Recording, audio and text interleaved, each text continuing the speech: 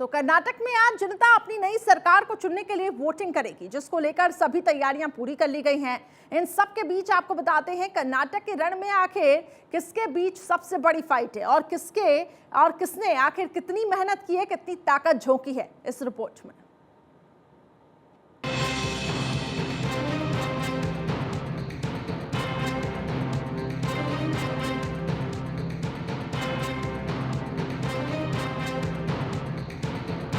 Voting के लिए तैयार कर्नाटक, कौन जीतेगा इस बार, अब जनता तय करने को तैयार। बीजेपी कांग्रेस ने किया धुआंधार प्रचार, अब जनता तय करेगी कौन है जीत का हकदार।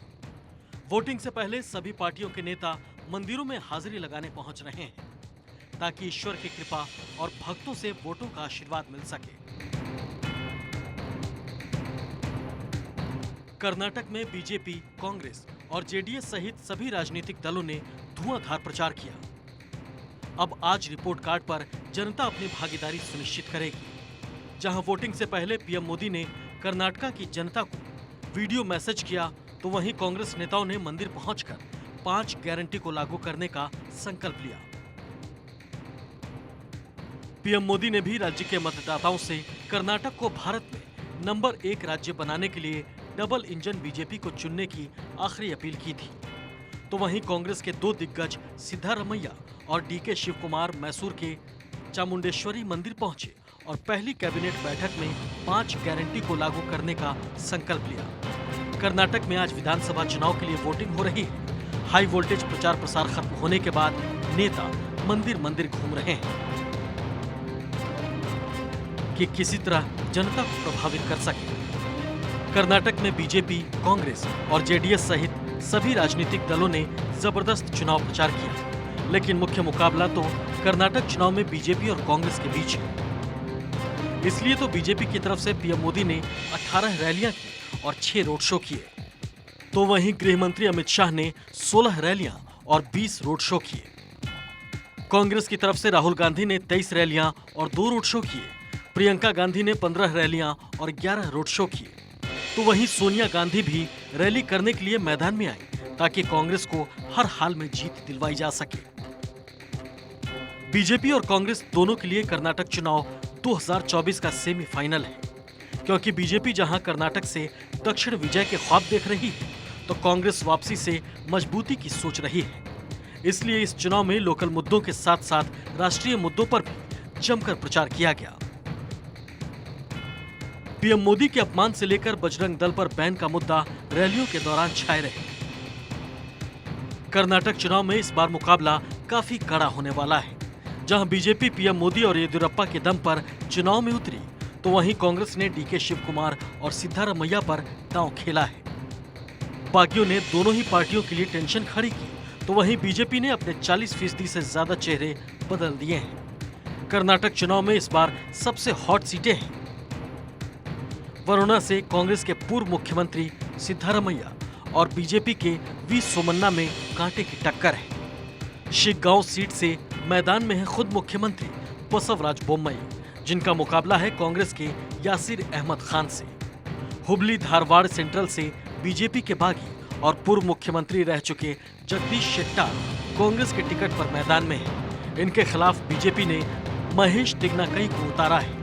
तो वहीं चन्नापटना से जेडीएस नेता और पूर्व मुख्यमंत्री एचडी कुमार स्वामी का मुकाबला बीजेपी के सीपी योगेश्वर से होगा। कनकपुरा से कांग्रेस के कद्दावर नेता डीके शिव कुमार का मुकाबला बीजेपी के आर अशोक से है। चितापुर सीट से कांग्रेस अध्यक्ष मलाइका अर्जुन खड़गे के बेटे प्रियांक खड़गे का मुकाबला बीजेपी के मणिकांता राठौर से है। दोनों पार्टियां अपना हर दांव चल चुकी हैं। अब जनता की बारी है। जनता ही तय करेगी कि कौन उनकी उम्मीदों पर खरा उतरा और कौन होगा कर्नाटक का अगला मुख्यमंत्री। बीजेपी की वापसी या कांग्रेस को मौका, ये पता चलेगा 13 मई को। लेकिन आज जनता तय करेगी किसकी जीत किसकी हार, कौन बनेगा कर्नाटक का अगला सरदार। Bureau report, Bharat 24। तो देखिए सभी सियासी दलों ने अपनी पूरी ताकत झोंकी हुई है, लेकिन अब आपको कैंपेनिंग की हम कुछ तस्वीरें भी दिखाएंगे कि आखिर किस तरीके से कैंपेनिंग में कांग्रेस ने अपनी ताकत झोंकी, एक तरफ बीजेपी ने अपनी पुरजोर यहां पे मेहनत लगाई। आप देखिए, आपको हम ग्राफिक्स के जरिए भी समझाएंगे कि आखिर किस तरीके से आखिर कांग्रेस ने यहाँ पे कितनी रैलियां की। अगर कांग्रेस की तरफ से बात करें तो राहुल गांधी एक बड़ा चेहरा कांग्रेस का, लेकिन जिस तरीके से उनकी सदस्यता रद्द हुई, ऐसे में राहुल गांधी ने जो रैलियां की है क्या उससे इंपैक्ट होगा, ये देखना होगा। प्रियंका गांधी ने 15 रैली की, 11 रोड शो किए, यानी कि कांग्रेस की तरफ से भी धुआंधार प्रचार। मल्लिकार्जुन खड़गे जो कि कर्नाटक से ही ताल्लुकात रखते हैं, रैली उन्होंने 32 की, रोड शो उन्होंने 1 किया। और हालांकि इस दौरान उन्होंने प्रधानमंत्री पर भी यहाँ पे टिप्पणी की। सोनिया गांधी की बात करें तो सोनिया गांधी ने पहली बार एक रैली की है, लेकिन आखिर इसका कितना असर पड़ेगा ये देखना होगा। हालांकि कांग्रेस ने इमोशनल कार्ड भी यहाँ पे खेलने की कोशिश की, जिस तरीके से राहुल गांधी की सदस्यता गई है, ऐसे में कितना इंपैक्ट कांग्रेस की रैलियों से पड़ेगा देखना होगा। लेकिन अब आपको बीजेपी के आंकड़े दिखाते हैं कि बीजेपी की तरफ से आखिर ये कैंपेनिंग कैसी हुई। सबसे पहले देश के मुखिया और इसके साथ साथ आपको बता दें प्रधानमंत्री नरेंद्र मोदी की रैली की बात करें तो 18 रैली प्रधानमंत्री नरेंद्र मोदी की तरफ से की गई और रोड शो भी हुए। गृह मंत्री अमित शाह की बात करें तो 16 रैलियां हुई, 20 रोड शो हुए। तो देखिए बीजेपी ने अपने कैंपेन को कांग्रेस से आगे रखा। जेपी नड्डा 10 रैलियां उन्होंने की और 16 रोड शो किए, जिसका सीधे तौर पे बीजेपी को क्या फायदा पहुंचेगा। योगी आदित्यनाथ उत्तर प्रदेश के फायर ब्रांड नेता, वो भी कर्नाटक पहुंचे, 10 रैलियां की, 3 रोड शो किया उन्होंने भी। लेकिन जनता को आखिर रिझाने में कितना कामयाब हो पाएगी बीजेपी, ये देखना होगा। लेकिन जिस तरीके से बीजेपी ने अपने मैनिफेस्टो को जारी किया था उसमें तमाम बड़ी बातें बीजेपी ने कही, जिसमें यूनिफॉर्म सिविल कोड का भी जिक्र किया, जिसमें जिक्र किया आरक्षण वाला दांव भी खेला। ऐसे में क्या इसका असर कर्नाटक की जनता पर पड़ेगा ये देखना होगा। लेकिन ओल्ड मैसूर रीजन जिसका हम बार बार जिक्र कर रहे हैं, जहां पे जेडीएस की पकड़ मजबूत है, तो क्या इन रैलियों इन रोड शो का असर देखने को मिलेगा, बड़ा सवाल बना हुआ है। अब देखिए कई दिग्गजों की जो साख है वो दांव पर लगी हुई है, लेकिन अब कांटे की टक्कर आखिर किन किन के बीच है वो भी आपको बताते हैं समीकरणों के जरिए। देखिए गोकाक सीट की बात करें तो यहाँ पर बीजेपी और कांग्रेस के बीच में मुख्य टक्कर है, जिसमें यहाँ पे बताया जा रहा है जो कैंडिडेट है वो रमेश है और कांग्रेस की तरफ से महतेश कडाडी ये कैंडिडेट है। इनके बीच में एक मुख्य टक्कर मानी जा रही है। इसके अलावा देखिए वी प्रकाश कोटार से बीजेपी और कांग्रेस की तरफ से अगर हम बात करें तो कांग्रेस के कैंडिडेट यहाँ पे कोलार से हैं, जिनके बीच में जो टक्कर है वो इस वक्त हम ये कह सकते हैं कि कांटे की चल रही है। वहीं बीजेपी की तरफ से देखिए सीट अगर हम बात करें कोरात गेरे तो अनिल कुमार बीजेपी की तरफ से और जी परमेश्वर जो है वो कांग्रेस की तरफ से यहाँ पे बताए जा रही हैं, जिनके बीच में कड़ी टक्कर होने वाली है।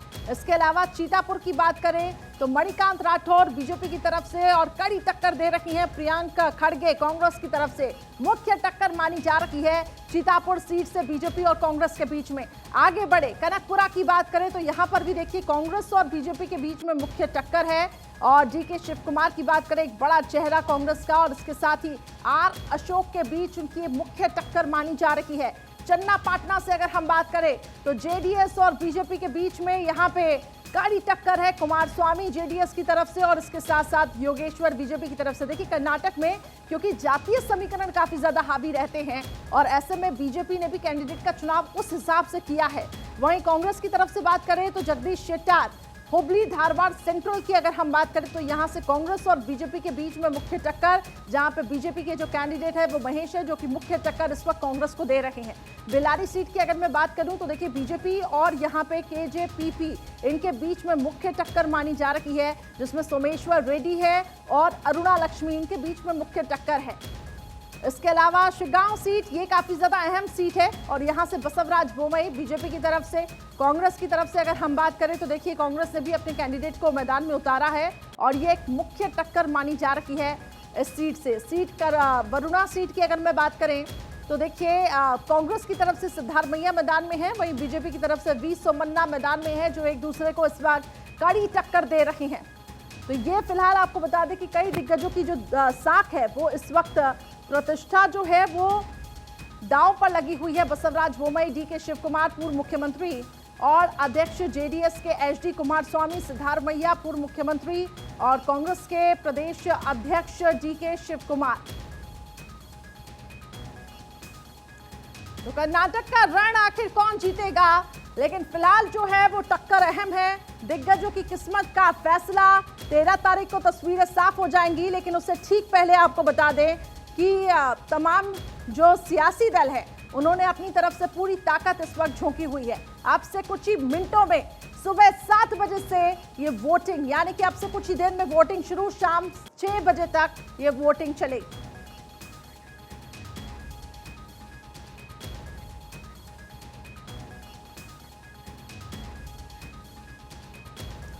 देखिए, अब मुख्य मुद्दों की हम बात करेंगे कि कर्नाटक में आखिर वो कौन कौन से फैक्टर्स हैं जो हावी हैं, वो आपको अब ग्राफिक्स के जरिए दिखाने की हम कोशिश करते हैं। देखिए, कर्नाटक विधानसभा चुनाव की अगर हम बात करें तो भ्रष्टाचार एक अहम मुद्दा, जहां पर बीजेपी ने कांग्रेस को घेरा और कांग्रेस ने ये कहा कि बीजेपी एक करप्ट पार्टी है। मुस्लिम आरक्षण, जो बीजेपी ने मैनिफेस्टो में एक बड़ा दांव खेला और कहा कि हम मुस्लिम आरक्षण के फेवर में। वहीं कर्नाटक चुनाव में एक और मुद्दा हावीला, लव जिहाद की बात करें, हिजाब की बात करें, हलाल की बात करें, तो ये हलाला की बात करें, ये अहम मुद्दे रही हैं। बजरंग बली का अगर हम जिक्र करें तो जिस तरीके से कांग्रेस ने पीएफआई और बजरंग दल की तुलना की, ऐसे में बीजेपी काफी हमलावर हो गई और बीजेपी ने बजरंग बली का सहारा लिया और ये बताया कि कांग्रेस हिंदुत्व विरोधी है। और इसी बीच देखिए, the Kerala story film release हो जाती है। ऐसे में इसमें यह दिखाया गया कि किस तरीके से यहाँ पे धर्म परिवर्तन किया गया, कन्वर्जन हुआ, आतंक की साजिश आखिर कैसे रची जाती है, कैसे जो लड़कियां हैं, मासूम लड़कियां हैं, वो किस तरीके से इनके ट्रैप में फंसती हैं। तो बीजेपी ने द केरल स्टोरी को प्रमोट किया। पीएम को अपशब्द जो मल्लिकार्जुन खड़गे की तरफ से कहे गए, इसको लेकर बीजेपी काफी ज्यादा आक्रामक भी दिखाई दी। नंदिनी अमूल विवाद, इसको भी खूब आपको बता दें कि गरमाया गया, एक दूसरे पर आरोप प्रत्यारोप लगाए गए। बेलगावी सीमा विवाद, ये भी मुद्दा खूब गूंजा। इसके अलावा आपको बता दें कि जिस तरीके से आरक्षण का जो एक बड़ा दांव बीजेपी ने खेला है और कांग्रेस ने जिस तरीके से पीएफआई और इसके साथ साथ बजरंग दल की तुलना की, ऐसे में बजरंग दल को बैन करने की बात कही तो बीजेपी को बैठे बिठाए एक मुद्दा मिल गया और बीजेपी ने आखिरी वक्त पर बजरंग बली का दांव खेल। क्या कर्नाटक की जनता के दिल पर बीजेपी का राज होगा, ये देखना होगा।